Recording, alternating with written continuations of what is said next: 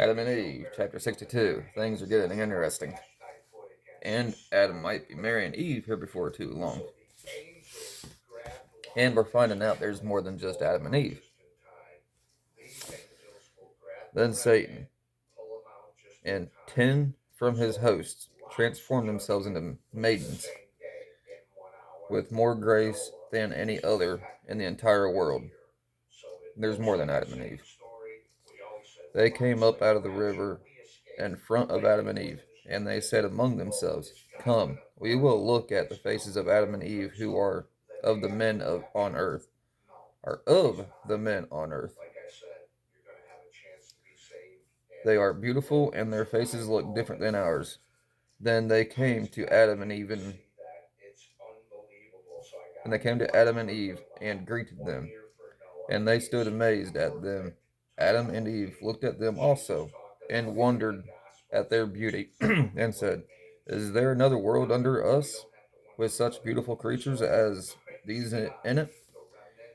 And the maidens said to Adam and Eve, "Yes, indeed, many of us were created." Then Adam said to them, "But how do you multiply?" And they told him, "We have husbands who have married us, and we bear them children, who grow up and in turn marry and married also bear children, who marry and are married and also bear children. Thus we increase. O Adam, you will not believe us. We will show you our husbands and our children." Then they shouted over the river as if to call their husbands and their children. And men and children came up from the river. And so how many had? He had 10. All right.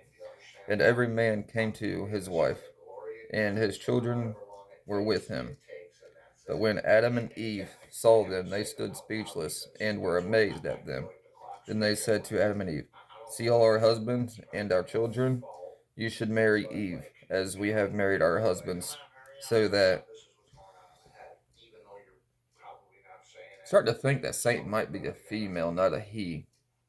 But at the beginning there was... That's wild. A husband's a what? Oh, okay. Females today trying to take the husband's rule.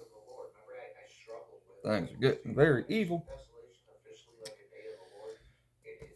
Satan also thought to himself, "What? Nope. You should marry Eve as we have married our husbands, so that you will have children as we have." This was the way Satan was to deceive Adam. Satan also thought to himself, sorry. God at first commanded Adam concerning the fruit of the tree, saying to him, "Do not eat of it, unless you shall die." But Adam ate of it, but God did not kill him. He only gave him by law of death, plagues and trials, until the day he shall leave his body. This is just a vessel for our soul. We continue in life. But if I deceive him to do this thing and marry Eve without God's permission, God will kill him. Therefore, Satan worked this preparation. So Satan worked this apparition before Adam and Eve, because he sought to kill him and to make him disappear from the face of the earth. Meanwhile, the fire of immortality came over Adam, and he thought of committing transgression, but he restrained himself, fearing that if he followed the advice of Satan, God will put him to death. Then Adam and Eve got up and prayed to God, while Satan and his host went down into the river in front of Adam and Eve, so they would see them going back to their own world. Maybe that is that little crack and whatnot in Mount Hermon, over there in southern side of Turkey, north of Israel, by Syria. That, yeah. Then Adam and Eve went back to the cave of treasures. And there's going to be a cave in that area too. It's pointing towards the north. I think it was the north, as they usually did around evening time.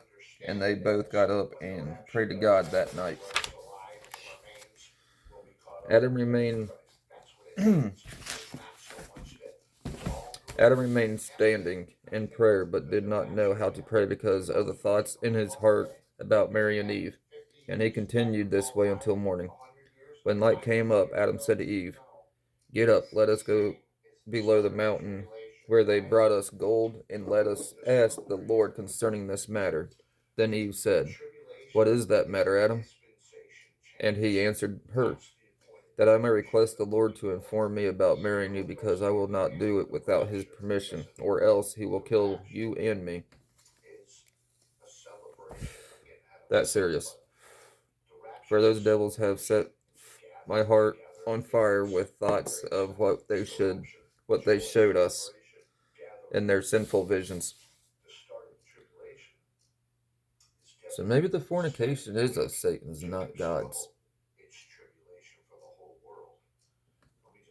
Then Eve said to Adam, "Why do we need to go to the foot of the mountain? Let us rather stand up and pray in our cave to God to let us know whether this advice is good or not."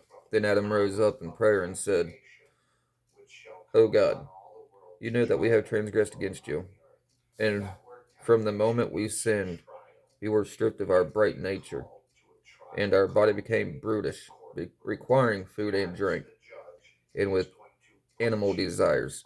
Command us, O God, not to give way to them without your permission, for fear that you will turn us into nothing. If you do not give us permission, we will be overcome. We'll be overcome and follow the advice of Satan." He's basically giving God an ultimatum, dude, or I'm going to do it anyways. Like, wow. He's already getting to like Satan. Evil ways.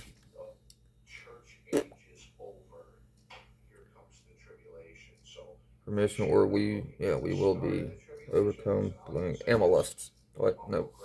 Will kill us. If not, then take our souls from us and let us be rid of these animal lusts. And if you give us no order about this thing, then separate Eve from me and me from her, and place us each far away from each other. Then, O God, if you separate us from each other, the devils will deceive us with their apparitions that resemble us, and destroy our hearts and defile our thoughts toward each other. If our heart is not toward each other, it will be toward them, through their appearance, when the devils come to us in our likeness. Hear Adam in this prayer. I wonder what's going to happen in the next chapter.